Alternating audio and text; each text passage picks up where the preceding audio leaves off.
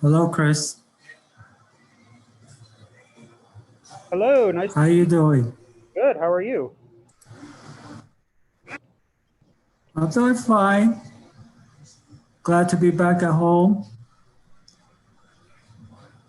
Uh-huh.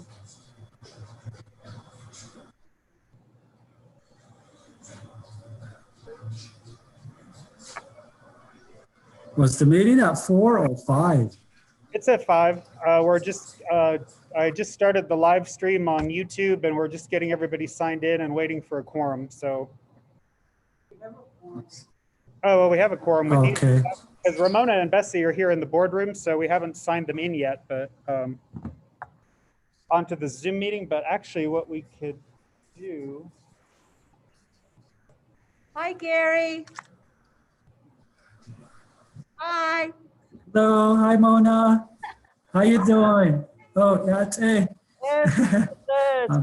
Yate, shut up. It's good to Oh, see Yate. Yeah, but you're back. you. Yeah. Oh, oh, We'll have a meeting. nice to see you guys too. Oh, Hi, everybody. Where's that? this shirt.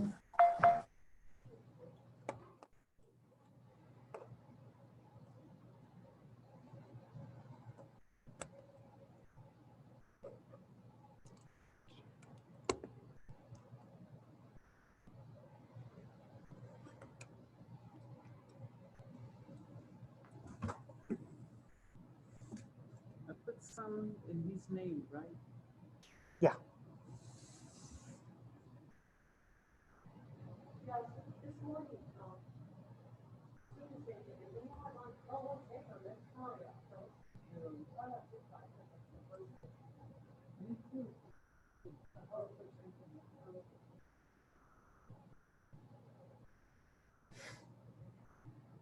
AI yesterday.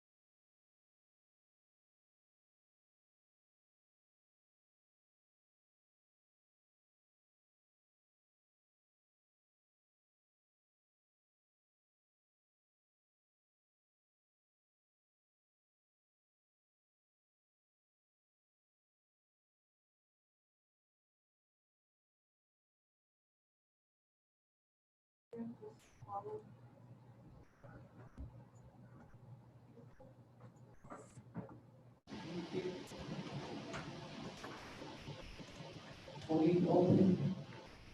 Okay.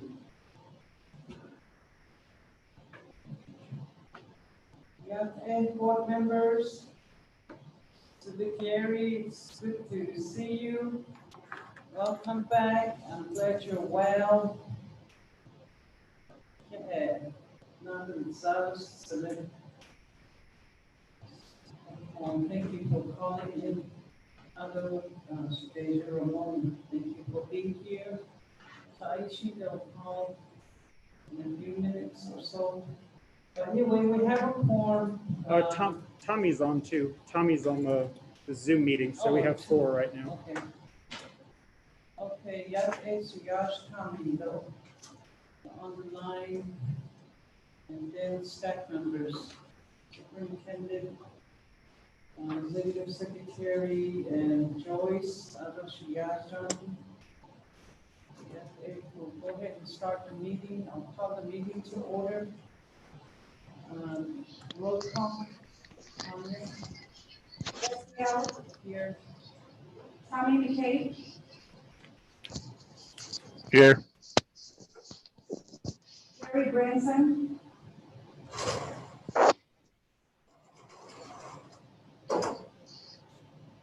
You're on mute, Gary.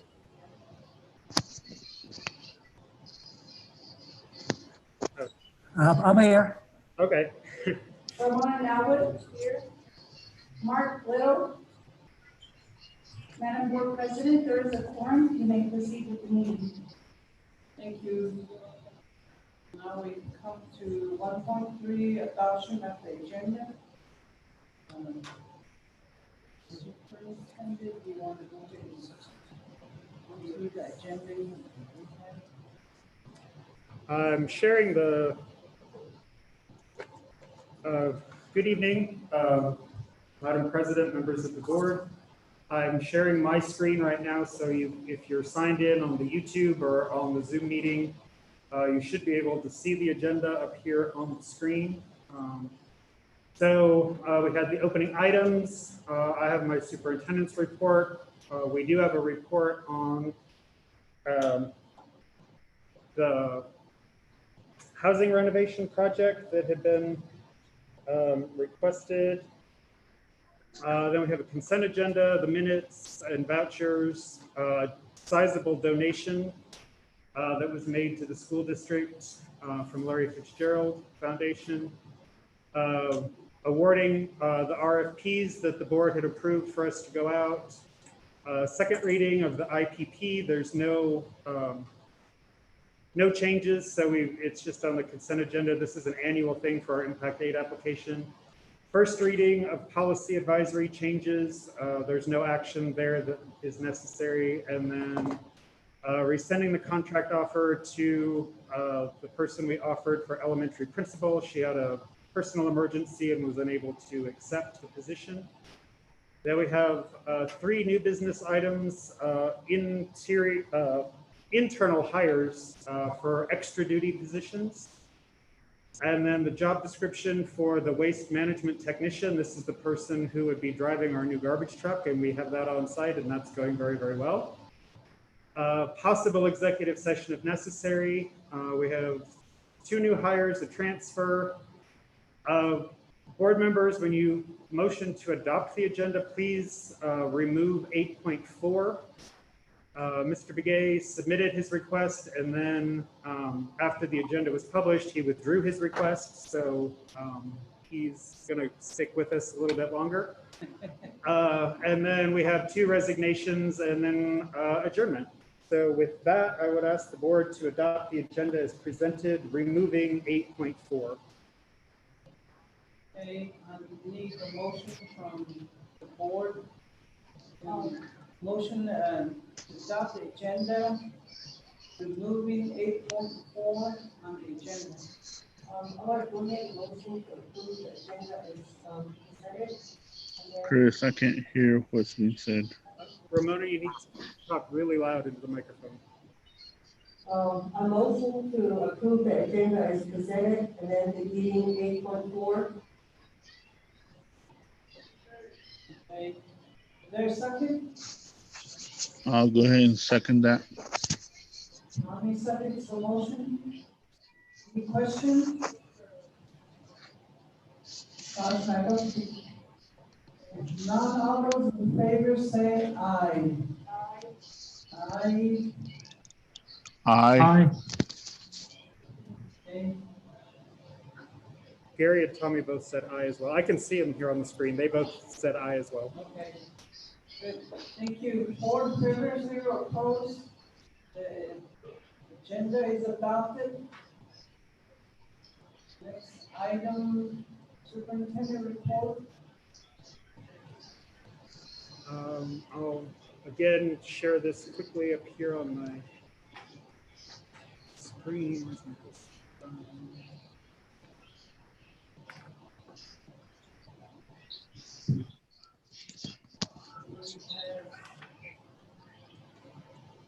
So in my report, I have our numbers for attendance. So the first several columns are prior years, the end of year attendance for comparison. And on August 3rd, when I pulled the numbers, the district enrollment right now is at 1,042 students. We ended last year at 1,108 students. So we're down a little bit. And we're still in that first 10 days of school. So it's possible that this number could go up a little because we do have some new students enrolling, but it could also go down after the 10th day when we drop students who haven't shown up yet. The schools are making every effort to contact parents through all the different ways. The one thing we're not doing that we would normally do is home visits right now, just because of the COVID issues and just safety. We're not sending people out to the homes, but we are doing mailings, phone calls, text messages, basically every way we can to reach out. Then I've got some HR updates, just what positions are open, transportation director. We are in the process of finalizing that. We had candidates and we've done the interviews. The elementary principal, as I noted on the consent agenda, she was unable to accept the position and declined the offer, so that would be open. And then we are advertising for the vacant activities director as well, and we have a closing date on that one. Certified positions at the district level, we're looking still for substitute teachers. We don't have a huge demand right now for substitute teachers because of the virtual schooling, but once school starts up again, we'll need substitute teachers. And if students are back on campus, then one way to reduce class size is to split some of the classes and bring in substitutes to help keep class sizes smaller. At the elementary school, we do still need 2 exceptional student services, that's special education teachers.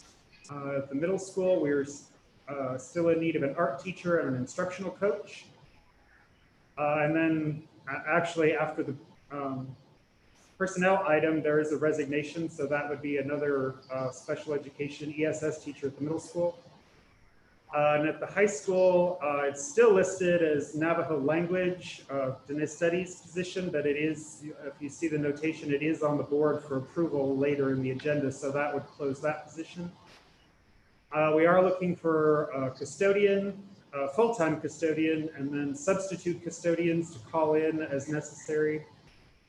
We have a security officer that's on the agenda for approval, and that would fill that position. There's health aid and exceptional student services, special education. And in the transportation department, we have 2 full-time bus drivers and then substitute bus drivers, and either of those could include bus driver trainees if somebody hasn't already have their bus driver certification. But it's important that, as I've mentioned before, when it comes to, in the past, if we were short bus drivers, what we would do is just combine routes. Well, if we're transporting students, we can't do that now because of the COVID issues and the distancing. So we need to be sure that we have some substitute bus drivers to come in. Unfortunately, we had to remove the 2 social worker positions. They were a grant from ADE. We were not able to fill that position because the grant requirements were very specific about their qualifications. And That had to be filled by August 1st or we lost that opportunity, so we're no longer doing that. But we will continue to watch for that grant to reopen and we can reapply and see what happens. Facilities department, staff housing renovation, I have a whole separate report on that. Their middle school roof, if you've been on campus, the middle school roof is being replaced and they're working through that. So the middle school parking lots are currently, the front and back parking lots at the middle school are currently closed because they're kind of staging construction stuff there. We have, I actually have pictures of this later on. We've created some public interaction spaces, some ways for public need to come on campus to do that. We have we're working on the cleaning sanitation schedules at the schools. Mr. McLaughlin and facilities are working on that. And then the trash collection is going very well. If the board remembers, we took our trash collection internally, bought dumpsters, bought an actual trash truck, and they are doing an excellent job with that in housing and here on campus as well. Transportation department was temporarily closed. I sent emails to board members about that. For 2 weeks, they were closed due to a COVID exposure. All but 2 in transportation have returned to work and everything is proceeding as closely to normal as possible in the transportation department. We do still have a bus on order to replace one from last year. Wi-Fi, the 7 Wi-Fi buses are back on campus. And it's in a note later on that we're having some filter, the Wi-Fi buses work, they're providing internet, but it's not filtered internet. So meaning anybody could get to any website. As a school, we have to be SEPA compliant, meaning it's filtered, so students can't get to the bad stuff on the internet. So that's why the buses aren't out in the community right now, is we're adding that filtering in there, so the buses are safe when they go out. And then just some general updates. If all the staff are back, the Chromebook sale, we sold 601 Chromebooks to the community. There were, I don't know if you heard or saw, but there were lines that were stretching like forever. Some people said they sat in line for 3 hours to buy one because it was a car sale, so people weren't getting out of their vehicles, they just drove through. But the lineup of cars was like crazy long. It was, I mean, it was impressive to see, and I'm glad that we have those out in the community. The ASB Law Conference was changed from an actual in-person event in Phoenix to online. So if you're interested, let Tanya know about signing up for the Law Conference. There is a fee. I believe it's cheaper than if you actually go, but there is still a fee. So just let Tanya know if you're interested in the law conference. There's a pre-conference day and then 2 conference days. So it's still a 3-day conference. The fall NAFIS conference was changed from an in-person event in Washington, DC to an online event. I believe it's 2 afternoons. It's not going to be quite as long as it used to be. It is free, but it is going to be online. And so if you're interested in attending those, let Tanya know because she's registering people. And it's the same dates as it was before in September. So you can check your calendars and see. The Navajo County meeting is still scheduled in October. The location is to be determined. They haven't announced if it's going to be online or in person yet. So just to mark your calendars for October. And then the ASBA ASA annual conference, as of now, is still being held in Phoenix in December. So you can look at that, mark your calendars. And then the NISA conference, the National Indian Impacted Schools Association, is, as of today, is still in December in Las Vegas. So if you're interested in attending that, the dates are posted and you can kind of see what's happening there. Now, let me... In Las Vegas, huh? Yes, that one is in Las Vegas. Well, if it changes, a lot of people's hearts come on. Well, it's still, yeah, it's still the NISA one is still during the big rodeo, but who knows if the big rodeo is actually going to happen. So that might be the change too, is the rodeo may not actually happen. And then I just have an additional update report. There are several things. Things are a lot of changes. Things are happening fast. And so these are things that happened after I submitted the board report and we made the agenda public. So I'm just going to do some quick updates here for you as well. Yeah, from the Department of Education. Yes. So some general updates. Today is the 8th day of school already. It's hard to believe that we've already had 2 weeks of teacher induction and 8 days of school. I already talked about the bus Wi-Fi. We're working on that and also adding 7 more. So we would have the total of 14 going out in the community. Starting today, the buses went out into the community with breakfast and lunch for students. And we do still have the drive up here. This is the notice that was, I know that's a little fuzzy for us here in the boardroom, but this is the notice that went out through social media and on our website. And we're basically parking at the chapter houses. We've gotten permission. Now at Hard Rock, it's actually the Rocky Ridge Gas and Market. And at Whippoorwill, it's not the chapter itself, it's the intersection for Whippoorwill and Pinion Highway.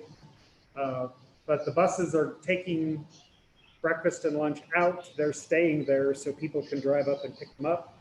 And then as soon as the Wi-Fi is ready, that's where they're going to sit too. So the buses will go out and park and provide Wi-Fi and people can drive up and use their computers and devices and do their schoolwork. That's the one we were talking about this morning. Was all from NTUA. Does that have any like limit where is choice internet from NTUA? You're kind of standing in line for your turn. Is this okay? This is, yes, because what's going in the buses is actually like a hotspot kind of thing. So it can have multiple devices all connected to it at How once. many people can go on at one place? We haven't really tested that yet. I'm not sure, but maybe the buses are here. Maybe we can do that in the parking lot tomorrow, is set one up and just see how many people we can get on all at one time. It's different than, like if you have a little Wi-Fi hotspot at home, these are bigger than that, so they'll handle more, but it isn't unlimited. So we'll see, we'll test that tomorrow and see how many we can actually connect. Okay. Oh, yay. I'd asked them to turn the fan off because it's so loud. Some other general updates. Chromebooks, we're starting to check those out to students. We sold the 601, they're gone, they're not ours anymore. They're out in the community. We have 100 still of the previous Chromebooks here on campus, and we've been signing those out this week. And then the 850 new Chromebooks that we purchased arrived this week also. We weren't I was a little panicked because we weren't really expecting them till the end of the month and they all came early. So. Chris, I have a question. I had a parent that asked me about that, wanting to know if the school was still selling. We're no longer selling, but we are signing them out to students. So any student that needs one can come in and check one out for home learning. Okay. That I didn't know that you have to buy. Okay. No, the sale was just the older ones that we were disposing of is what we sold. And now we have the new ones, and the new ones can be checked out to students that need them. So anybody, we have enough between Chromebooks and we also have iPads at the elementary, we have enough devices for every student to have one. So if a student is at home and they don't have a way to get on line or on a computer, work with your. PUSD. Yes, they have to be a Pinion Unified student to check one out. Yeah. Good clarification point. They do have to be a student here for Because that. you're saying anybody. Oh. Anybody who's a student here can do that. Okay. Oh, and just to go back to the breakfast and lunch, that is a change from what it had been in the past. During fourth quarter of last year and over the summer, we were on the summer feeding program, so the district could feed any child 18 or under. Now we're back under the school lunch program, so we can only provide meals to students who are enrolled here at Pinion Unified. So we can't provide meals to anybody else in the community if they're not enrolled here. Unless we can get some sort of waiver on that. Right now, that's the requirement from Department of Education. Were there some people that were asking if they could have a breakfast thing? Not that I know of. I'll check with our food service people and see if anybody had come up and asked about it. But the bus drivers and down here at the drive-through, they do have our student listing and a checkoff list. So they're checking off kids as they come through. So. Okay. One discussion we had at our planning meeting the other day was if there are students that are way, on remote area, maybe the dormitory would accommodate them. So they do have rooms, like if there's a sibling, they can share the same room. They'll have their own private restroom. And then there'll be a skip of a room, another room over here with its own restroom. So that's how she was describing it to us. So if they can probably accommodate 20 girls and 20 boys and stay there, and they'll have all these equipments that we're furnishing. They'll get more help from the staff if they stay there, and they'll have the meal, the whole works. They'll have their private own bathroom facility. Oh, that's Can you nice. imagine that? Well, that would be wonderful, because especially for those families that live way out and don't have access to internet or even electricity or something, being able to Yeah. do here, they'd be able to do their online schoolwork. When you do your notice, maybe you could put that in there. The dormitories offer this, and they need to, if they want their kids to be taken care of, they sign up, and then, of course, they'll be enrolled over here. All they have to do is enroll down there. And, they'll provide everything, I guess, what they're supposed to learn from here. Oh, that's great. Okay, yeah, we'll spread the We word. can even have, try to get our fiat workers, check into things like that. Uh-huh. See who lives, furthest in each of the chapter areas. Yeah, we're making contacts with every family the school offices are, so that's something we can also let them know, is that the door, I wasn't sure if they were open yet, but if the dormitory is open, we'll make everybody aware that they can go do that. That would make things much simpler for a lot of our students in terms of internet access and. Yeah, this was time to say also, yesterday I sat at sit at the elections, campaign for somebody, or I talk all day. Everything under the sun, I tell them, especially the school. After I mention the school, talk about this distant learning, what it is, and all that sort. And parents start coming over. So they really know the distance. Some stand 15 feet or so far, and then they wait and they come over where I am, and they ask me questions. And all I did is answer a lot of questions about the school. And they were grandparents, and their most concern is classroom setting.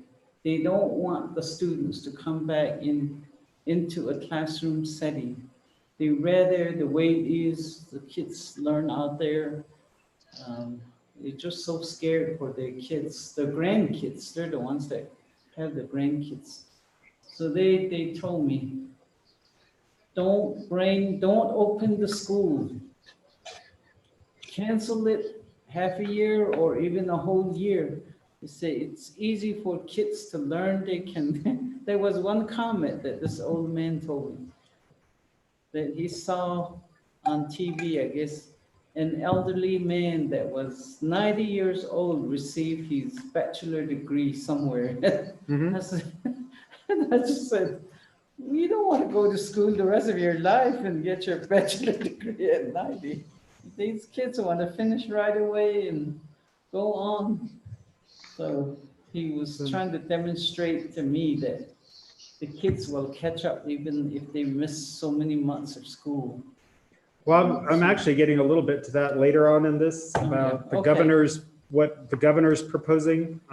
Good. So, I want to hear what governor is proposing so, and Secretary Hoffman. well, Superintendent Hoffman and Governor Ducey are a little bit at odds of how they want to do things. But I'll, in just a minute, I'll get into some of those Okay. pieces, but I just wanted to give a shout out to our facilities department because it might be a little hard to see on the screen. I took pictures today, but this is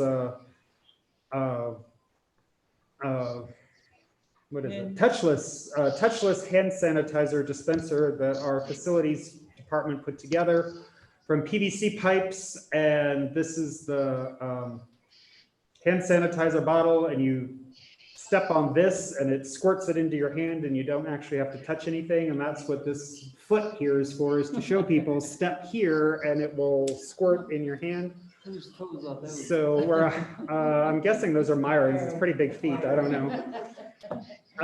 So the next Home Depot run, I'm expecting them to bring back more PVC piping to build more of these and put them around. We've actually ordered, the fancy electric touchless hand sanitizer stuff, but they're all on back order. We're just waiting and waiting and waiting. So we're starting to get creative and craft these things ourselves here on campus. And one of the other things that it might be difficult to see here is we've also, in each of the schools, and this is the district office, replaced one of the glass panels with plexiglass and cut a little hole here. So when you come up, you can actually pass things back and forth. So if you have paperwork to go back and forth without actually coming into the building. So it keeps our employees safe, keeps visitors safe, just to keep the contact level down. So we've got those at each school. So getting to what the state has done, and this is not new to anybody, in-person schooling delayed until August 17th, which is a Monday.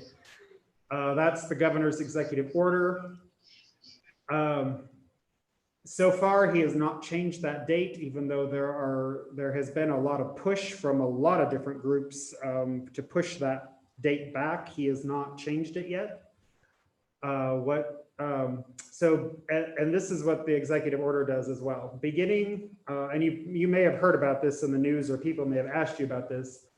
Beginning Monday, August 17th, Pinyon Unified is required to provide a place on campus for on-site support services for students. That's part of the executive order. That doesn't mean all students are back. That doesn't mean all students are back in the classrooms. That just means we have to provide a space on campus for those services that can't be provided elsewhere. So that could be special education students who have services listed in their IEP, like speech or occupational therapy, physical therapy, some of those things that you really can't do distance. I mean, you really need to be there with the student to do it. Again, that would be one-on-one or small groups or something. It's not all the kids coming back at the same time. And our new special education director is here, Dale O'Donnell. She's working with our ESS teachers and staff, and they're reviewing all the student IEPs and making the parent contacts and trying to figure out which students do actually need to come in and do those services. Other students may be eligible based on need. It doesn't have to just be special education students. So if there were other students who had a specific need academic need, supervision need or something. It's kind of a case-by-case thing. We do have to offer support. Support services must be offered the same number of days each week that school was in session last year. So that means we have to provide that opportunity Monday through Friday. So this isn't one of those things where we can say, oh, we're only doing it on Monday. We do have to make that available Monday through Friday. Transportation to and from the facility is not required unless the student's on an IEP, and that's where we have the special education bus and health aid and monitor that go out and would transport the student if necessary. So if there were other students that were not on an IEP, it would be really, at this point anyway, it would be up to the family to provide the transportation to get them here, because our buses are going to be used for Wi-Fi and meal deliveries. So we're not really going to have buses to do bus routes and be picking up kids, at least at this point. And you don't want a crowded bus. Well, we don't want a crowded bus, and we don't want to cross-contaminate either, you know, transporting students, but then all of a sudden we're using that same bus to transport food out, and we want to keep everything as separate as possible. Now, there is a possible waiver from this requirement, and that is possibly going to be announced tomorrow during the governor's press conference. The waiver is in the executive order, but nobody's seen it or knows what it looks like yet, and how to do it. It is based on data, public health data. So if Pinyon were still considered a hotspot, or if there was a lot of community spread or the cases were rising, then we could get a waiver saying, hey, it's not safe to bring kids onto campus. We're not going to do this for now through ADE. So part of this press conference we're thinking tomorrow, I was on a call today with Navajo County Superintendent and the Navajo County Department of Health. They were hoping it was going to be today, but I guess Governor Ducey's in Washington, D.C. and wasn't here today to do his press conference. So they're planning for it to be tomorrow, because it's every Thursday he does his press conference on COVID issues. And they're going to announce benchmarks for when it's safe to open school. According to Superintendent Hoffman, and this is where I said earlier that Governor Ducey and Superintendent Hoffman aren't exactly on the same page, is Superintendent Hoffman is saying no school in Arizona is ready to reopen. There's still too many cases. There's still too much spread. School should stay closed, but we don't have the actual benchmarks yet to see what that is. And the other piece of the executive order states, and this is, because you know Arizona does not have a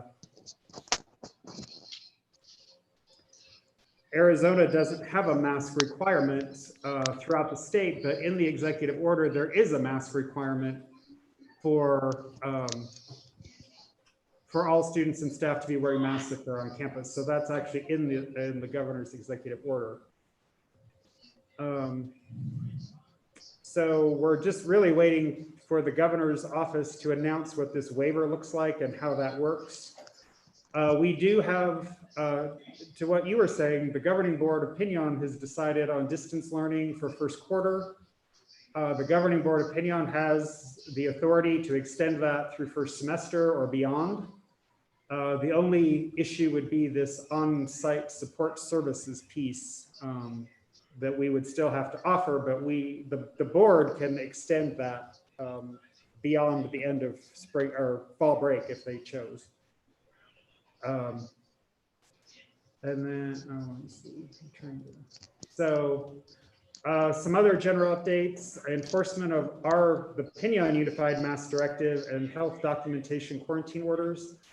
I'm just putting this on there because I know we have some staff members who will sort of go outside the chain of command and make comments or complaints directly to board members, but I just want you to know that failure to wear a mask on campus or follow the health documentation, quarantine orders, return to work orders is being considered insubordination and disciplinary action. And so just if you hear about it, I just wanted you to know as the board that yes, we are enforcing these. The disciplinary action will happen up to possibly including suspension or termination if it is a continual thing. So I just wanted the board to be aware. I think that under the mask directive, I think what we need to do is let our staff know that when we say campus, we mean at the entrance. Before getting into the entrance, have them put their mask on, and when they're out, go ahead and take off your mask, they can do it within the school campus. I think there's a sign, or there was the last time I drove into campus, that said masks are required. I don't know if that's still down there, but It's still there. It's Okay. still there. It's really, you can see, it's the first time you see when you come on campus. yeah, it's a fairly Which large is sign good. that they put down there that masks are required on campus, so. Yeah. And then just a note too, our current operation plans, the school reopening plans that we have all been sent to IHS, the Chinle unit. I have contact with somebody over there. We're kind of talking back and forth. And they're reviewing all of our plans and providing feedback. So I'm just waiting for them to, I guess, give any suggestions. Everything we have in our plans follows CDC guidelines, but if IHS has any other, or Navajo Nation has anything else that they want to include or want us to include, then we would include those in the plans. And then just the last general announcement, tonight was supposed to be our open house. On our calendar tonight would have been the open house, but obviously we can't have the open house. So what the schools are doing is virtual open houses. So it's really, right now it's on Facebook and we can copy them and put them on our website and other places, but the schools and the different grade levels have been making little videos. They're really cute. And putting them out there, introducing themselves and kind of just getting people into the school spirit, since we can't have people on campus right now. And then the other thing too is we're trying to increase, family parent engagement. Is tonight the middle school student council is actually sponsoring a virtual fun run. And so basically you go run by yourself, but you like take a picture of yourself and run, and then you send it in to show that I ran and participated. And then there's little prizes and awards, I think, for that. So even though we can't have the students and the parents and people on campus, we're still trying to come up with ways to engage them and keep them going and keep them involved in what's going on in the school. So Okay, that sounds good. Yeah, maybe I'll take a picture of myself. yeah.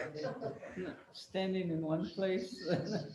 Chris, Hi, Tom. Yes, Tony. Chris, I just wanted to, Tony's I did watch, I think 2 videos. You saw 2 videos? What's that? No, go ahead. Yeah, I watched the middle school and the high school video on Facebook. I thought that was pretty good. I still haven't seen the one from elementary, but hopefully after the meeting, I'm able to search for it and see if I can find it. And then the other thing is on the mask. I remember reading somewhere in the policy that we were sent through email. And can we put it into policy about something of this epidemic that we're going through, the pandemic we're going through, something along that line, if we can make it to where it is already.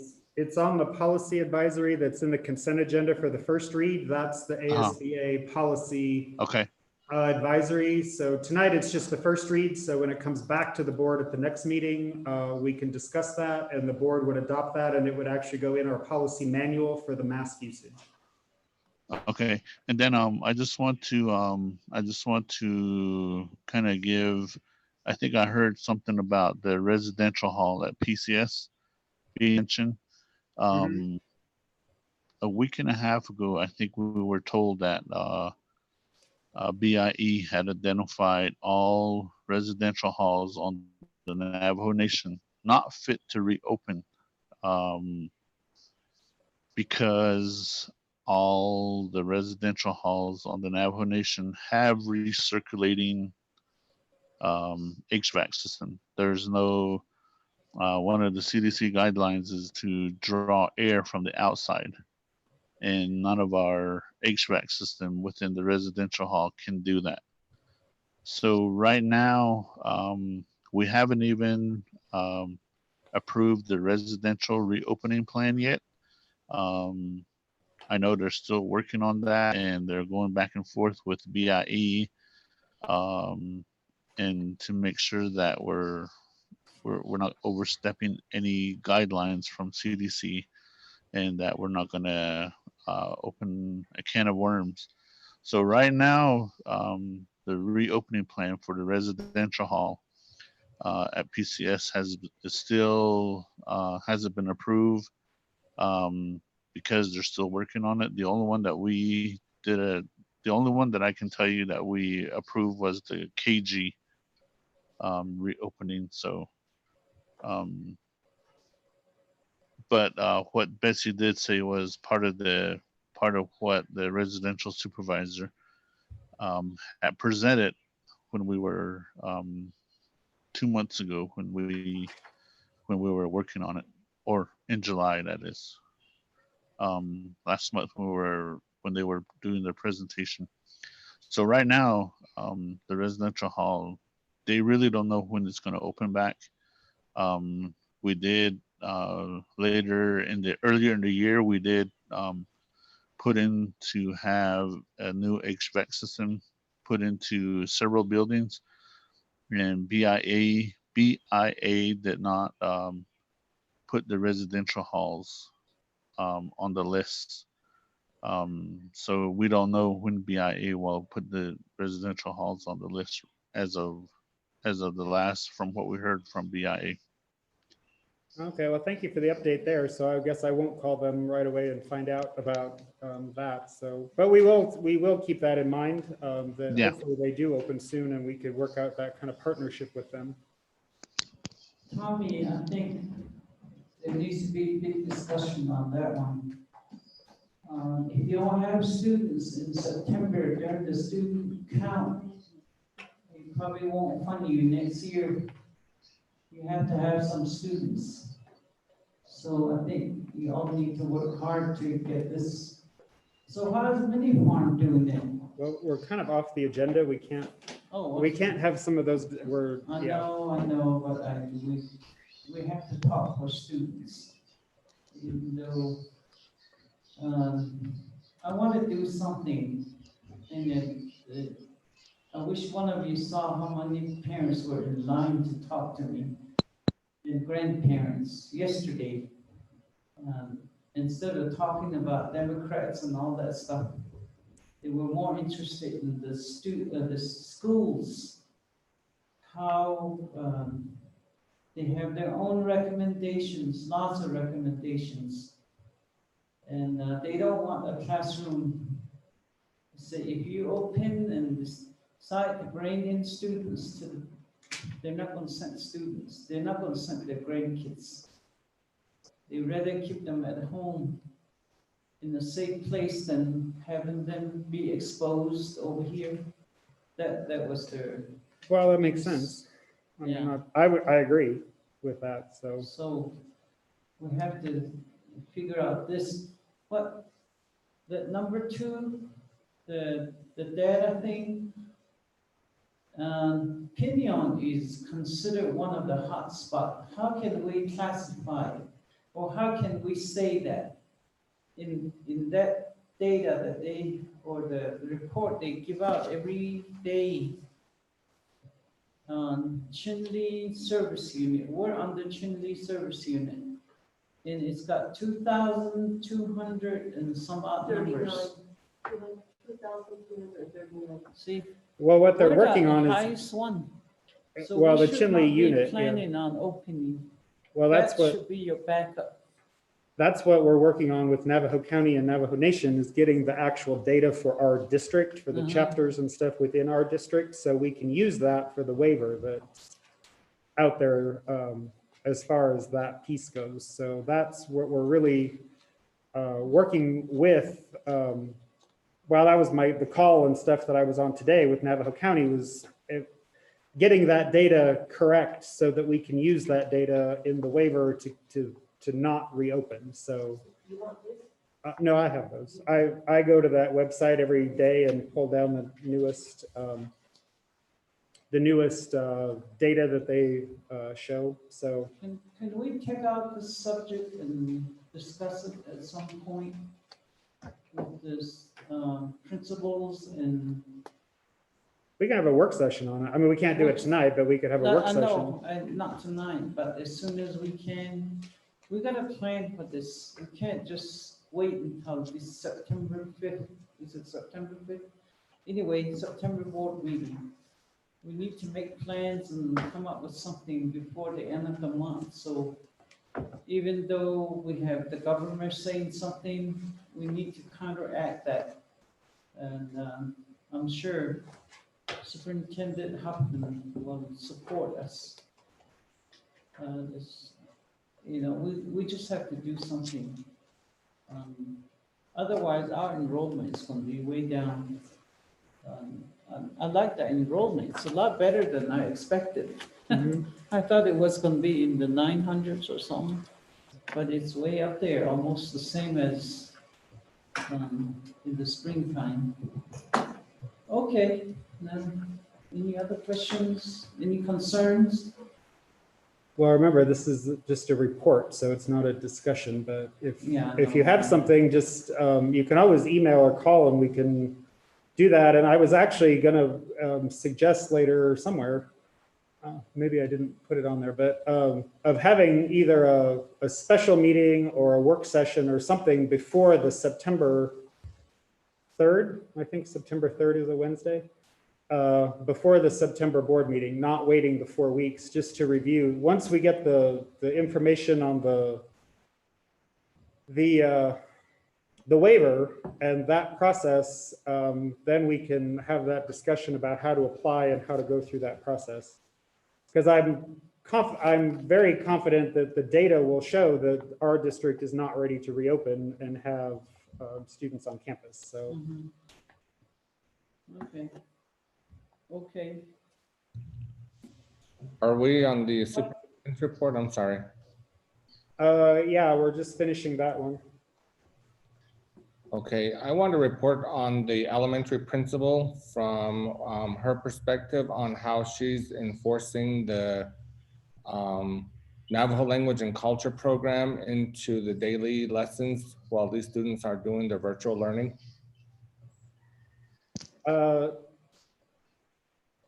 Well, later on the agenda, in the consent agenda, there's a rescind contract offer to the person who was selected because she declined the position due to a personal emergency after she was selected. So right now we have the assistant principal acting as the principal. So that's something we can put that report on the next meeting if you'd like information on that. Okay. Actually, I could ask Valencia or Camille to do a report just on the Diné Studies program in general, how they're reaching out to students, and because they have a lot of supplies that they purchased and they have a lot of good things going. So that would be a good report to have at the next meeting. Sounds good. Okay, then Then we have Ready to- somebody fantastic on the agenda so to hire. so moving on to the next, unless there's Okay, anything else, there's let's move no. on to consent agenda. No, there's one additional report Oh. that the board had requested at the last meeting under 3. Oh, the update on the Report, housing. yeah, 3.1 presentation of updates and progress on PUSD staff housing renovation project. And this was attached. This was attached in the board docs. So if you were looking there, but it's also, I hope I'm still sharing my screen so you can see it. This is, so renovation data. We Yes, have we 30. can see it, Chris, we can see it. Or Okay, at least I good. can. Okay, I just wanted to be sure my screen's still sharing because sometimes it stops. So the renovation data, we have 32 units, I believe we have 110 units total. We have 32 who are now fully renovated. 4 units that are renovated but still need the new windows installed because we're putting new windows in all the units as we're doing it. We have 3 completed units that are ready for certified staff new hires, and there are some new hires on the agenda later this evening. We have 12 units that are scheduled right now for renovations with completion dates ranging from August 7th to October 9th. So that's kind of the next phase. And then in the summer, we have plans to, because we know some people are vacating, that we've just listing 3 units that are definitely going to go under renovation this summer as well. So we need, based on current vacancies, we're projecting a need for 7 units for the teachers, the instructional coach, the Navajo language teacher who's on the board later tonight, transportation director if that person isn't local, activities director if that person isn't local, and that they don't have their own housing unit, where we are identifying houses and getting them ready for those vacant positions that are still listed. This is a map of the housing. And in here, projecting it, it's a little faint on the screen, but everything that's highlighted in green is a housing unit that is complete. So it's in the phase 1 or 2 of the renovations, and those houses are finished.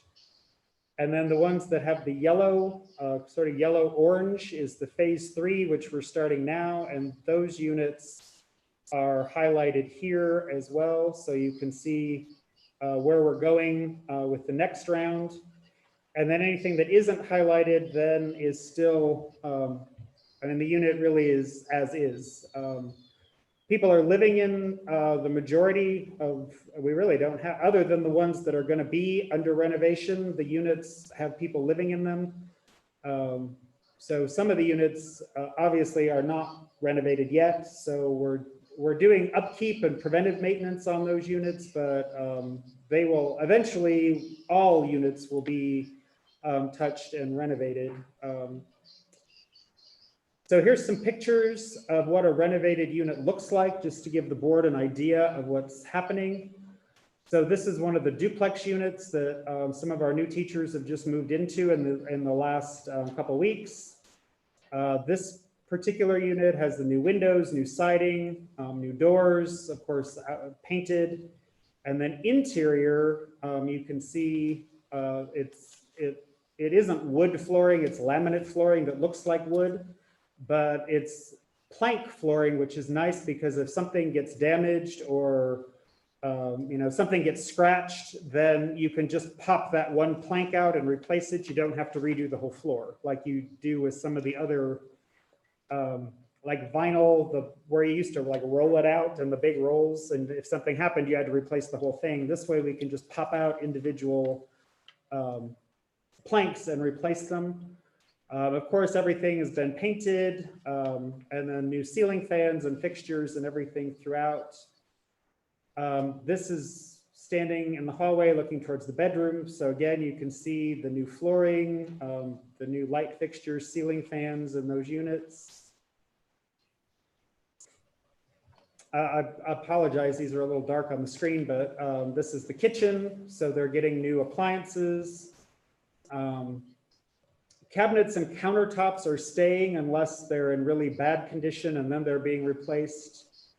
This, again, I'm sorry, this is really dark, but this is the bathroom, one of the bathrooms off the hallway.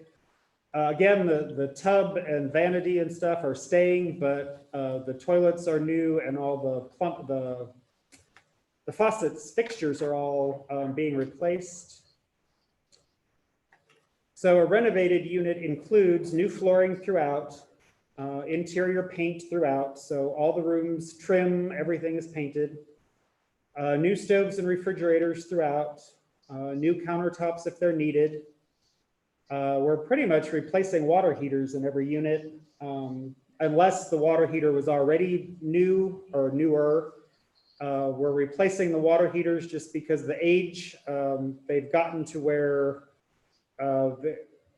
they're just sort of at the end of life. So the other thing that we're doing with the water heaters and refrigerators and stoves, because everything's electric, is we're going with more energy efficient models as well. The bathroom fixtures, which are the toilets, faucets, are all the water conservation kind. So that we're basically the district in housing and on the campus side, we're trying to go as green as possible through all of this, through the renovations. If a unit doesn't have central heating, like the forced air heating, then new baseboard heaters are being installed, but again, more energy efficient. We're putting in LED lights, replacing the old incandescent or fluorescent light fixtures with LED lighting. And again, that's for conservation of electricity.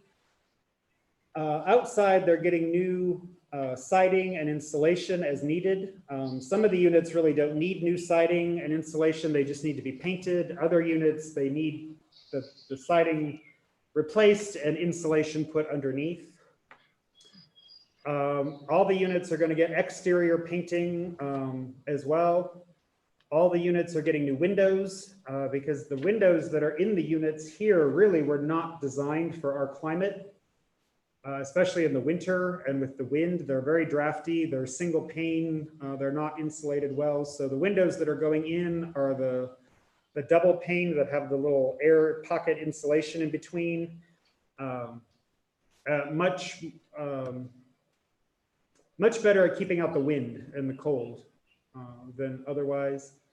And then fencing is needed. So if fencing needed to be replaced, or if it was a unit that didn't have fencing, then we're adding fencing, backyard fencing to all the units as well. So this picture shows, this is happening right now. These are pictures I took this week. So this is one of the units that's currently being renovated. So they're taking the siding off. You can see here the old mismatched windows that are in this unit. Yeah, I was looking at that one. Just because it looks like a sheep camp house. Yeah. Well, over the years, a window broke or something happened, so they replaced the window, but it didn't match the other windows. So now all the windows will match. So they're taking the siding off, and then this is the house next door that they're working on. So they're wrapping it in insulation and getting it prepped for the new siding that will go on to that house. And then this is the house across the street that's already finished. So that shows you the new windows, the new siding, the painting. So you kind of see a starting, a middle, and an end of what the houses look like as they're being before and after. I don't know, Myron, do we have before pictures of the insides of houses? I know we have after pictures. We might want to take some before pictures in the next round, just for comparison of what's happening. I mean, a definite improvement from this to this. So the housing is going very nice. The same house? No, this is the house across the street, but it just kind of shows you what it would look like as it's finished. Because this house was similar before with the old siding and the old windows in it. So you can see how that is improved. Is that the house they renovated like 4 years ago? This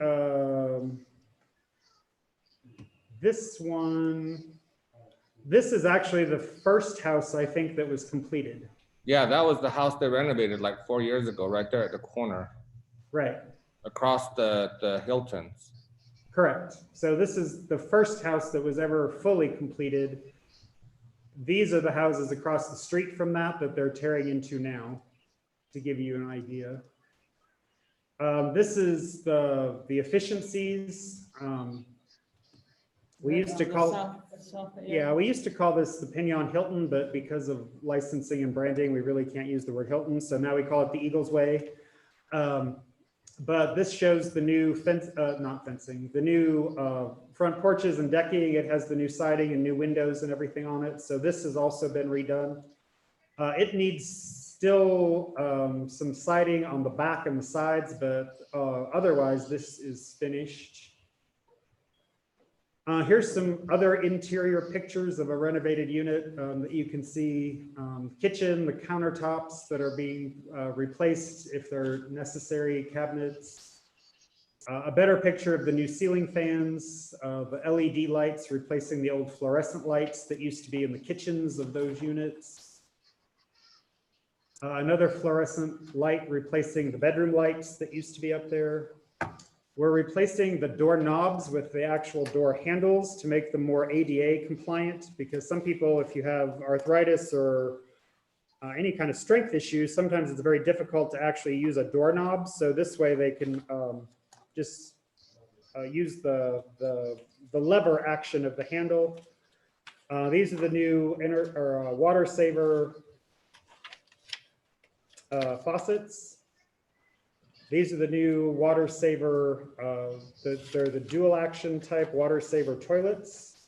The one you push the button? You push the button at the top instead of having the little handle thing on the side. And this is just a close-up, so you can kind of see what the plank flooring looks like, the new trim boards, and then the colors that's being used with inside the units themselves. Here's another unit with the new windows that were just installed. They still have the stickers on them. The new windows do make a huge difference. And then here's one of the new water heaters and drip pans that are being installed, the more energy efficient kind. These are some of the issues that we're running into on the houses. And these are actually, this is what we sort of refer to as new housing, the houses that were added the latest in. The environment here is very hard on the wood frame houses. That's dry rot, termites and stuff. So all of these things are being replaced and fixed on those units as we go through with the new siding. This is what one of them looks like afterwards with the new windows and the new siding and everything put in there to replace those. So next steps. Other than the actual units themselves, we're looking at concrete repair and replacement, because as you walk through housing, there are areas where the sidewalks have cracked or the ground has shifted. So the driveways or the sidewalks have shifted or cracked. So we're looking at doing some replacement there. It's been a long time since the streets in housing have actually been, the asphalt parts of the streets have been sealed, and there's some areas again where the ground has settled underneath, so you have dips and the water doesn't drain correctly. So we're looking at having that's something obviously we're not doing internally. We would bring in a contractor to do that, and cutting out certain sections and replacing them and then resealing the streets. Fencing I mentioned before, new and replacement fencing throughout housing, so all the units have a fenced-in backyard. We're looking at decking and concrete patios too. In some places, the houses are actually built right on, they're built on a concrete slab right at ground level, so the actual wooden deck idea wouldn't work. So we're looking at, when we're doing the concrete work, actually doing patios in those areas, and then the units that are built up on a foundation to do the decking on different units. And then we're also looking at driveway extensions as part of that concrete repair and replacement when possible. A lot of the houses are very close together, so there's really no place to do an expansion.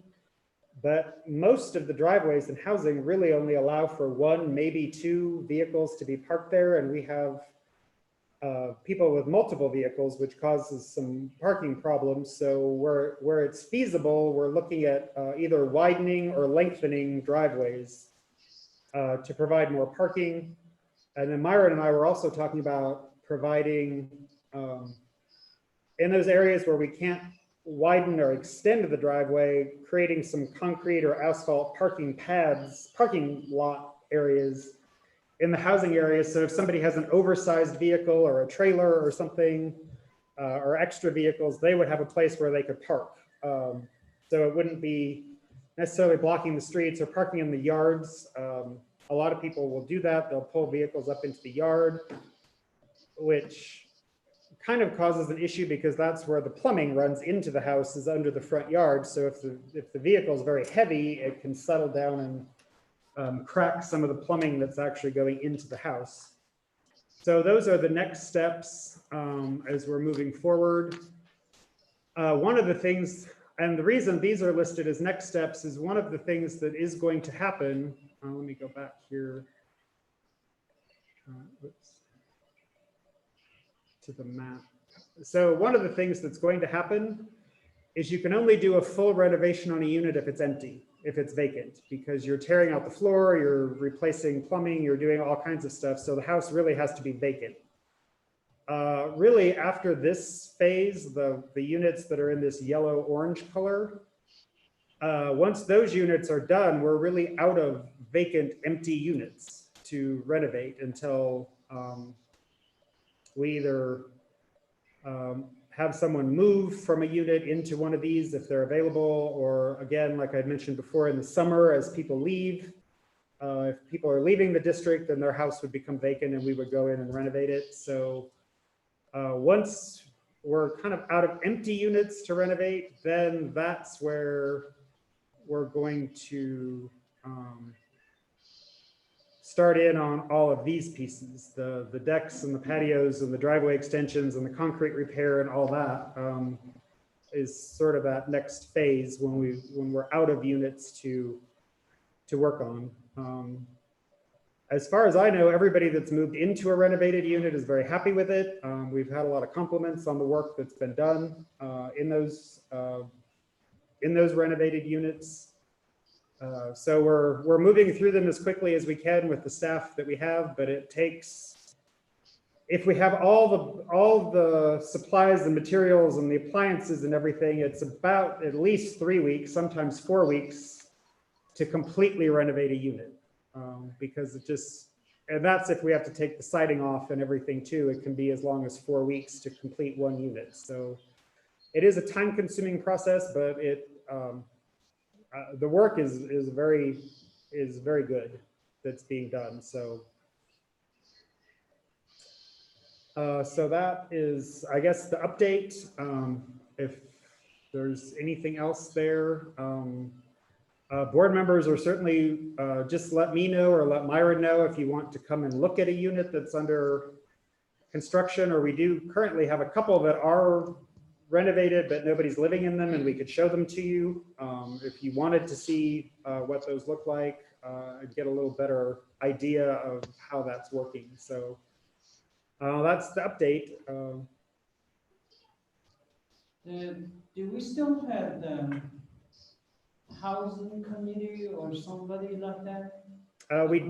Yeah, we do. We haven't met yet this year because of distancing and everything, but we do need to have a whole tenant meeting where everybody that lives in housing meets. And we're looking at doing that virtually, like through Google or Zoom, kind of like we do board meetings, because we can't get everybody together. And then we need to elect a new housing committee because the committee is the superintendent, the business manager, the HR director, the facilities director, and then there's four or five other tenants, teachers or other tenants that are representative, but we need to elect those other new members again for this year. I remember years ago that the number one was the housings are for the teachers. That's how it started.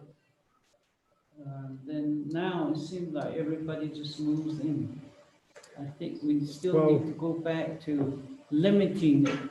What we need to, teachers are supposed to come first. Then administrators that are from a distance, so forth. I remember how we set up that, so that we do have housing for teachers. Now it seems like the teachers are kind of over here and all the others are taking over the housing. So Well, we're gonna have to revisit that, bring it back to the board. Because we can't give housing to everybody. right. Then So they what, have to probably build on their own because they're in the community. Now they have income, some of them. And that's how it's supposed to work.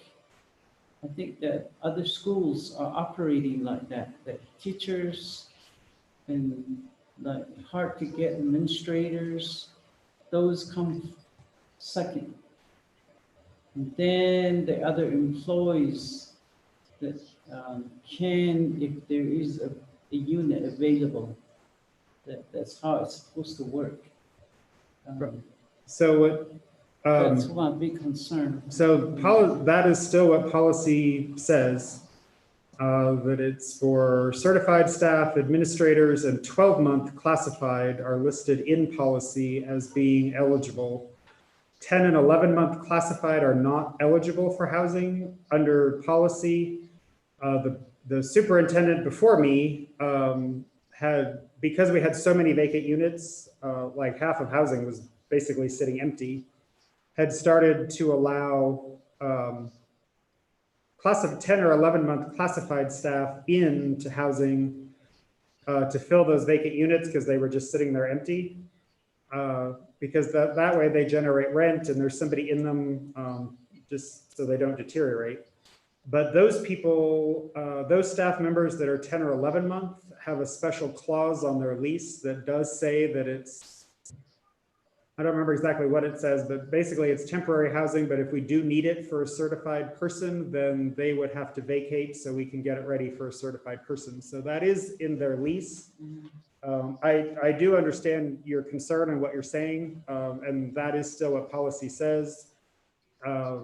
But there was a practice of allowing some of the classified in just because we had so many vacant units. And we've continued that, but we currently have a hold on that right now. We're not allowing more 10 or 11-month classified to enter housing right now because of the renovations and just until we get all the teaching positions filled. So. Yeah, also, they should not, if they're local, they should not depend on computing. Look at what happened at the BIA, that's a prime example. Our local people were into those housing over here at the boarding school. When that school closed, they were homeless. And we don't want our people to be like that. They need to try to build something out there when they can. So they'll have a place when they retire. That's what happens with a lot of our own people that are working and they get into a housing that is provided and then they stop trying to build a home. There used to be a person that, when we were in Kayenta, they live in the BIA housing for so long. He retired, and they let him stay for so many more months. And by the time he had to move out, they actually live in a tent out back home. I don't know how long later, they finally built a hogan, another hogan connected to the other one. So I think they're okay now. The kids are building up. And around here, that happened too. they were all didn't have a home. And they depended on the BIA housing for so long. If that happens, that's why I'm saying we need to encourage our locals to try to build something, get a home site lease and build something back home. So later on, when they retire, they have something to go to lease a nice home. it's not that expensive to build on the reservation. You can craft it yourself and really work on it instead of just going to town, hanging out somewhere. Concentrate on the home. Try to build. So that's how you can come up with a home when you retire. Just gonna scatter hope with the. Ramona, you need to use the microphone. There's, there are some help here and there, but not much. But it's something that you all should encourage when you have your housing thing. So it's not really a shock when they retire or they decide to leave. Um, that, there's land out there. You can get home site leases. They're available. Okay. What else was I going to say on the housing? So all this renovation, any money coming out of the rental portion? I know they don't Yes, pay the- big rents. So Everything is paid by the school, the way I understand the impact aid and stuff. So the way this is being funded is the housing rent and deposits go into a fund, and that fund is actually paying for the salaries of some of the maintenance workers who are doing the work in housing. And then we had the insurance proceeds fund, and then impact aid was doing a lot of the other work. And now that the loan, remember last year we paid off the loan on the teacherage. That used to be where all the rent and the deposits and everything just went to pay the loan. The loan is paid off, so now all the money that's coming in from rent and deposits and damages and everything that are charged is going right back into the renovations and the upkeep of housing. That's good. But it is still, I mean, some of it is still impact aid, which is an allowable use of impact aid. But the housing is getting more self-sufficient than it used to be now that the loan is paid off. Mhm. Okay, well, we could still strive for, hope someday we'll add some more units. That was what we're supposed to do, but I noticed a lot. There's some vacant places where we could have put more housing. But it all depends on the money. Well, there are two places on campus where the utilities and the basic infrastructure is there to build more houses. We just really haven't had a need right now for more housing. And we would, because of the cost of that, we did look at some costs of building some additional houses. We would have to go out for another loan to do that, which we can do. That's why we still have the Municipal Property Corporation. That's how the loan was applied for and how we paid the loan and everything in the past. So that still exists. So we can bring this to the board again later in the year once we have a better idea of funding and budgets and how things are going to play out, and see if we want to investigate adding some additional housing in those two areas that are already kind of prepped for housing. Yeah. And then reapply through, I believe it was USDA, I think, was the housing that the loans that we had prior. And that program still exists. So we could, in theory, reapply for another loan to add some additional units and maybe some other upgrades to the existing housing as well, if the board wanted to do that.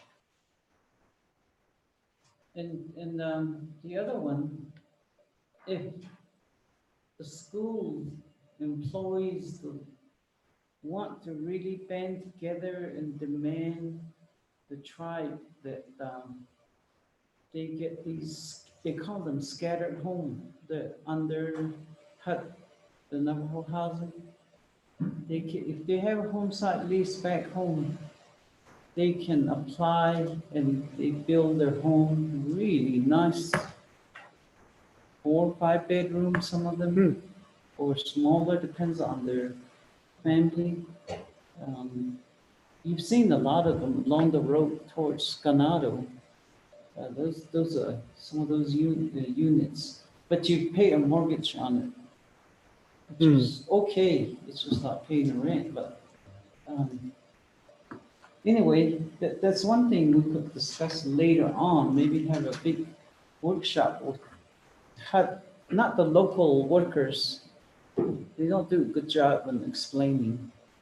We'll get somebody from their central office on the route, Fort Pines, how they can get homes out there, back home, if they have an area. If not, you can always get a home site lease somewhere within the area. Well, we could ask, we can make contact with them and see, I don't know when it's going to be feasible to do like a group meeting and have people like face to face in a room, but we could see if they would set up something like this, a Zoom meeting or something where we could get people on. Or do a survey among our the local natives and see what they're thinking. I'm sure a lot of them would like to have their own home and see what they like to do. So based on the survey, we can take that to NHA and say, okay, here's some group of people that want to try rent to own. I think the name of it. I'm not sure what it's called. The ones that they build. Well, yeah, I know rent to own is a program that's available under. They build it out there for you. As long as you have an income, they build you a home. If you don't have an income, then it becomes that group area. Okay. What do you call those NHA units? Low rent is what they call it. It's actually not low rent if you're an employee. Okay, well, big discussion on a lot of things. Is everybody still here? Yeah, we're all still on. So there's no action on this item. It's just an update and a report. We can come back in a couple months with the idea of maybe adding more housing, go out for a loan again, some of those things that we're talking about once we get a better idea of budgets, if the board wants to do that. So anything else on that? Chris? Yeah. We have a big land across the valley where we can put up more homes. So Mark, yes, Mark, you're on. Maybe you can get in contact with Mr. Nate and Chinley to see where he's getting his funding for staff housing, because they have those like apartment complex type of housing, and then they just got some new housing built right across from the police department. Okay, yeah, I can reach out to him and see what they're doing. Mr. Nakai? The other thing, well, this isn't in the Congress right now, some of the coronavirus bills and stuff, there's money for infrastructure. And some of that was, if it's passed, was going to go to impact aid for construction programs. And that would be an eligible impact aid construction item is teacher housing. So we can look at that too. But yeah, I'll reach out to Chinley and see what they have. So, okay. Okay, well, sounds great. Something to talk about in the future. Hopefully we can bring it about somehow. Okay, let's move to the next item, consent agenda. So again, remember, no discussion on the consent agenda. It's just the one motion and approval. Unless there's something to be removed from the consent agenda, which you could do at this time also if you wanted it to move to new business. But otherwise, we just need the motion and the second for the. Okay. Board members, you're looking at the consent agenda. And it says no discussion, usually 4.4. It's a really interesting one. Anyway, I need a motion in a second. Ramona. Almost to approve the consent agenda. Tommy motioned. Oh, Ramona, okay, Ramona motioned. Tommy, would you second then? Yeah, I'll second. Okay. Okay, there's a second to the motion. If no discussion, all those in favor, say aye. I just Aye. want to, Aye. ask Mark, Mr. I vote yes. This is Mark, I vote yes. Okay. I just want to, have Mr. Chris, maybe do, a letter to the Fitzgerald Foundation, a thank you letter. Oh, yeah, we'll do that. Yeah, that's a sizable donation. So we'll send a thank you letter. We usually do, well, we'll do a thank you letter, but then we usually do a tax kind of letter too, just that we accepted the donation, because some of this can be also a tax deduction for different companies. So we'll definitely do that. And maybe, I think everybody voted yes from then. the Navajo culture, somebody could weave a hat on there. A hat, L. Fitzgerald or something. Okay, I can ask Valencia about that if somebody's, Valencia could weave. Okay, they appreciate those kind of things. okay, then, yeah, everybody, okay. Did you both voted, right? Yeah. Okay, I just wanted to be sure that everybody voted. Okay. Okay. Yeah.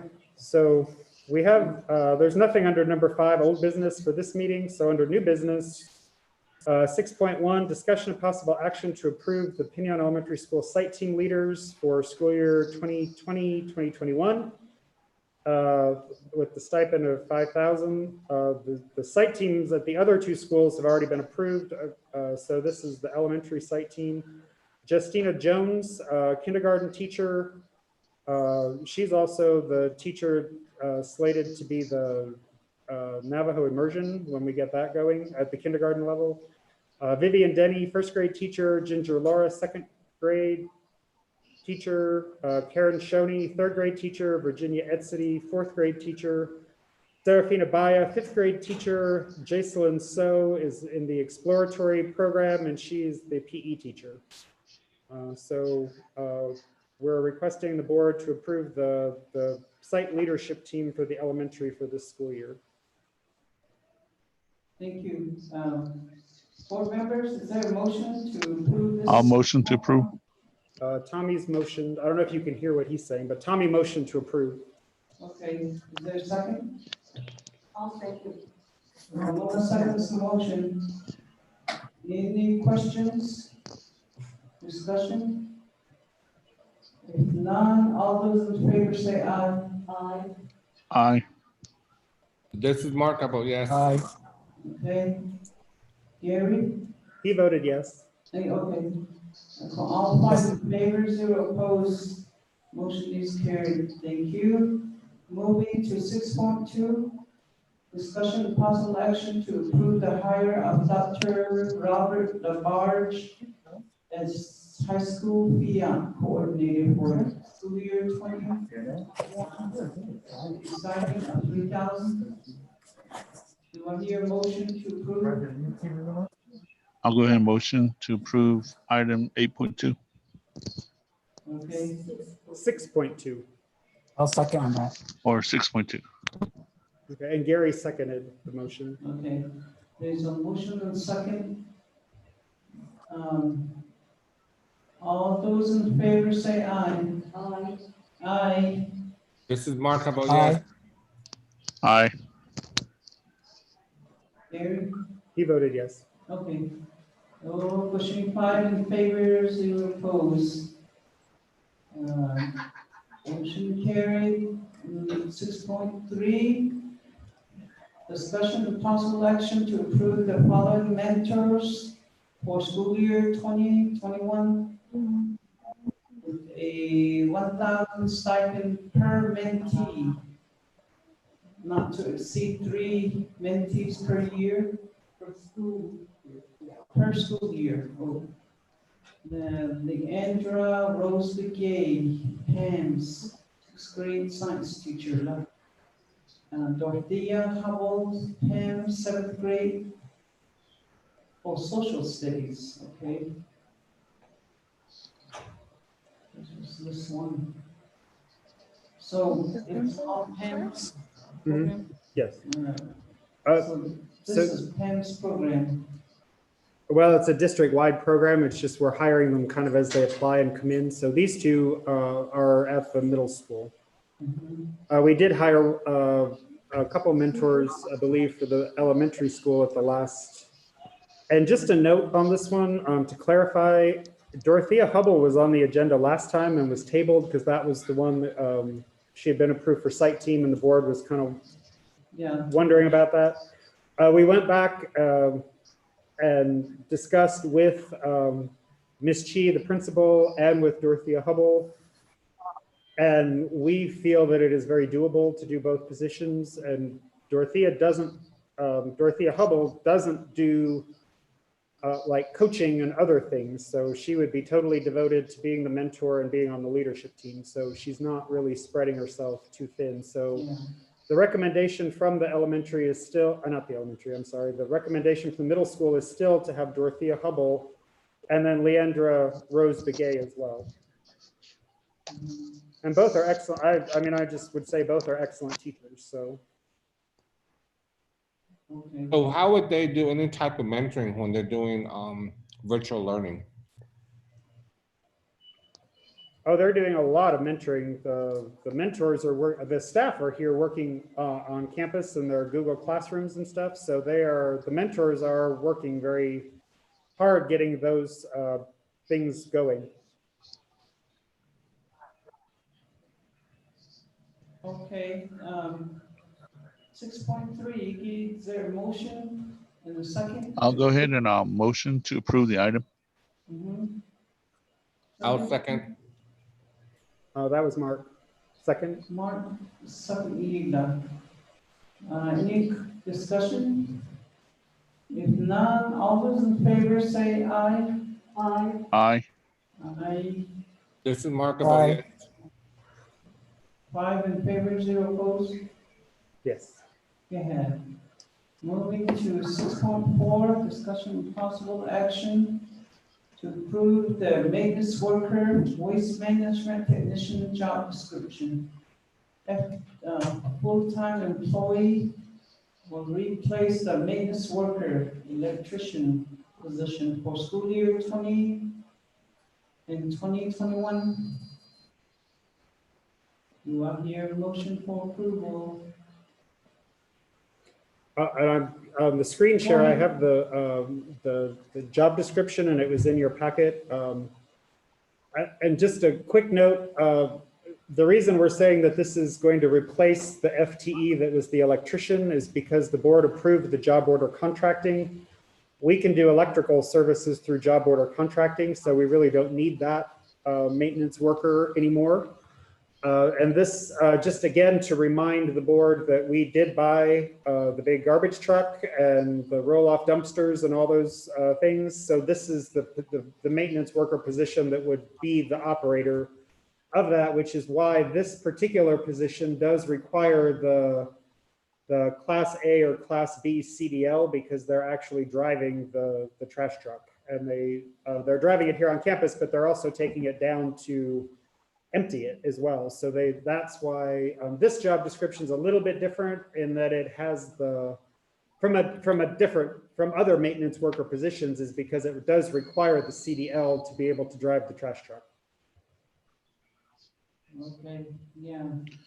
I'll go ahead and motion to approve. I just got one question. Is there a second? I'll go ahead and second. I'll second. Okay, go ahead with your question.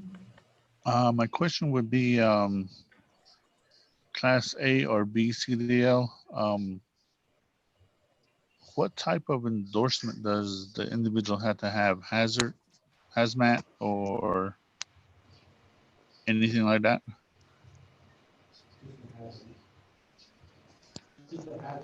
Just the hazmat. Hazmat, air brakes. Does the truck have air brakes? Yes, the truck has air brakes. Okay. It's a very, I think we showed you a picture of it last time. It's a very nice truck. It's, Yeah, I still haven't stopped by to see it. Well, stop by before it's all dirty, but they are doing a really good job of keeping it clean and spraying it out and maintaining it. But yeah, it's all shiny and new. It looks very nice. Yeah, I saw it. Okay. We're gonna give me right on it. All right. Can you Collect trash one day. can we just with my approval, just want to see to make sure you guys have somebody check into that to see what endorsement it needs, hazmat or anything like that, just to Yeah, make it's sure just that yeah, just to make sure the individual will be safe. right. Yeah. Okay, any other questions? It's the motion and second. All those in favor say aye. Aye. Aye. Aye. This is Mark about yes. 5 in favor, 0 opposed. Thank you. We're going into maybe executive session. Do we need to go to executive session? Correct. So this would be the time if the board did decide to go into executive session for any of the personnel items. So number 1 or 8.1 is the hire of the new security officer. 8.2 is Dana Studies and Culture teacher. 8.3 is a transfer of an existing employee from one position, but it's a classified position and it's not a like position, so that's why it requires board approval. Remember, we removed 8.4 when we adopted the agenda because he withdrew his letter. 8.5, we don't have an executive session notice signed for that person, so we can't go into executive session for 8.5. And then 8.6 is a resignation of staff as well. 8.5 and 8.6 are resignation of staff. So if the board felt they needed to go into executive session for 8.1, 2, 3, or 6, then you could motion to do that. Okay, board members. Do we need to go to executive session? Or should we just go ahead and go one item at a time and vote on That's pretty straightforward, but it's, it? Yeah, they're all straightforward. Chris, how many items was it? I can't really see the agenda. I didn't print it out. How many items do we have under personnel? Was it 6? let me switch back here on the screen share. Actually 5 right now. April 4th and. We had 6, but one was removed. 8.4, Leroy Begay, the retirement incentive, he actually withdrew that. So when we adopted the agenda, we took 8.4 off. So it's 8.1, 2, 3, 5, and 6. But 8.5, we don't have a executive session notice, so we couldn't go into executive session for 8.5. Okay. Madam Chair, Mm-hmm. if there's no need to go into executive session, then I'd like to entertain a motion, please.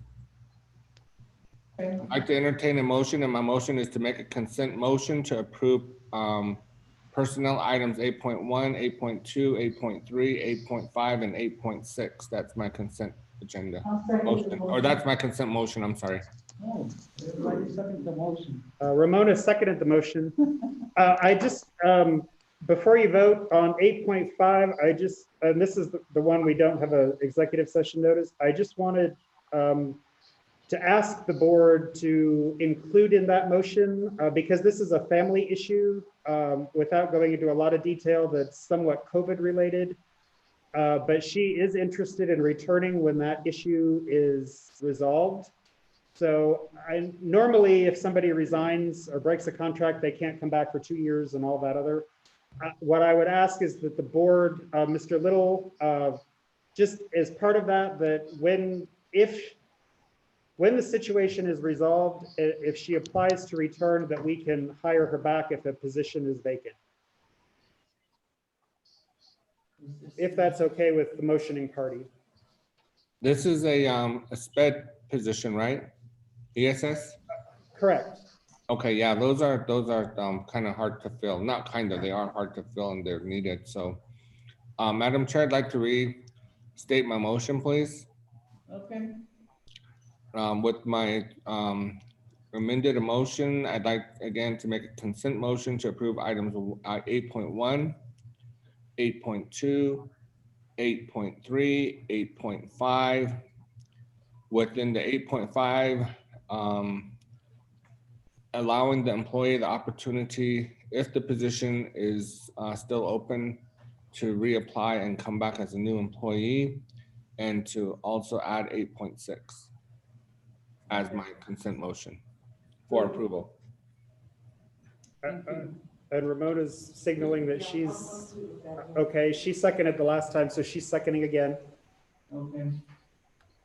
Okay, that's good. Thank you for restating that and allowing an opening for 8.5. Pushing, everybody, is there any other questions? Then let's go ahead and vote. All those in favor say aye. Aye. Aye. This is Mark, I vote yes. With 5 in favor, 0 opposed. Thank you.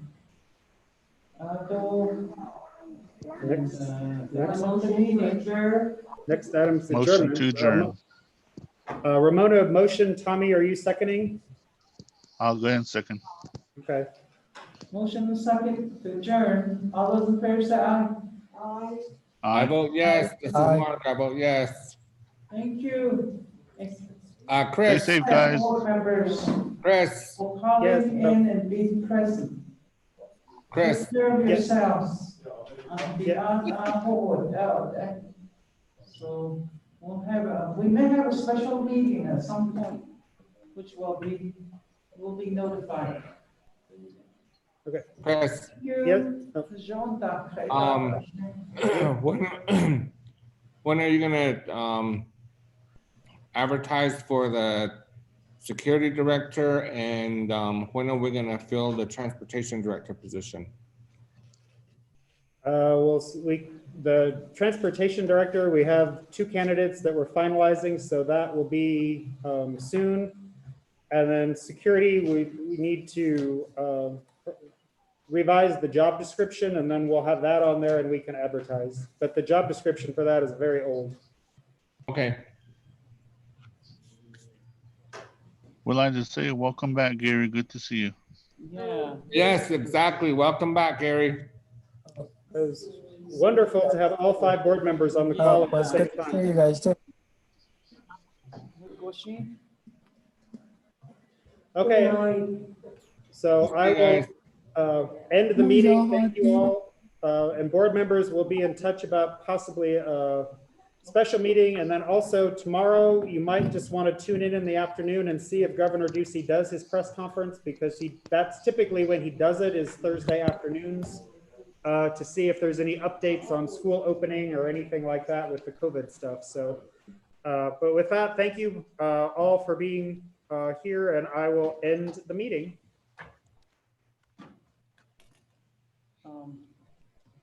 Mr. Oscar.